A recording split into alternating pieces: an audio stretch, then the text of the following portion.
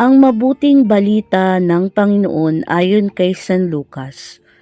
Noong panahong iyon, sinabi ni Jesus sa mga Pariseo, may isang mayamang nagdaramit ng mamahalin at saganang-sagana sa pagkain araw-araw.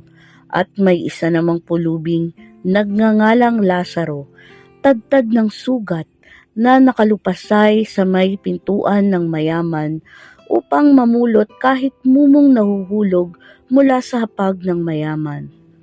At dooy nilalapitan siya ng aso at dinidilaan ang kanyang mga sugat. Namatay ang pulubi at dinala ng mga anghel sa piling ni Abraham. Namatay rin ang mayaman at inilibing sa gitna ng kanyang pagdurusa sa Hades. Tumingala ang mayaman at kanyang natanaw sa malayo si Abraham, kapiling ni Lazaro, at sumigaw siya, Amang Abraham, mahabag po kayo sa akin. Utusan ninyo si Lazaro na isawsaw sa tubig ang dulo ng kanyang daliri at palamigin ang aking dila, sapagkat naghihirap ako sa apoy na ito. Ngunit sinabi sa kanya ni Abraham, Anak, alalahanin mong nagpasasa ka sa buhay sa ibabaw ng lupa, at si Lazaro'y nagtiis ng kahirapan, ngunit ngayon inaaliw siya rito. Samantalang ikaw na may nagdurusa, higit sa lahat, inilagay sa pagitan natin ang isang malaking bangin, upang ang mga narinig ay hindi na makapariyan, at ang mga nariyan ay hindi makaparini.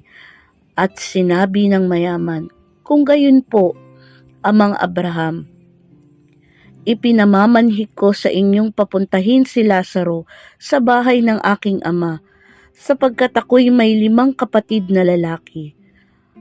Paparoonin nga ninyo siya upang balaan sila at nang hindi sila humantong sa dakong ito ng pagdurusa. Ngunit sinabi sa kanya ni Abraham, nasa kanila ang mga sinulat ni Moises at ng mga propeta. Pakinggan nila ang mga iyon. Hindi po sapat ang mga iyon, tugon niya. Ngunit kung pumunta sa kanila ang isang patay na muling nabuhay, tatalikdan nila ang mga kasalanan nila. Sinabi sa kanya ni Abraham, kung ayaw nilang pakinggan ang mga sinulat ni Moises at ng mga propeta, hindi rin nila paniniwalaan kahit ang isang patay na muling nabuhay. Ang mabuting balita ng Panginoon.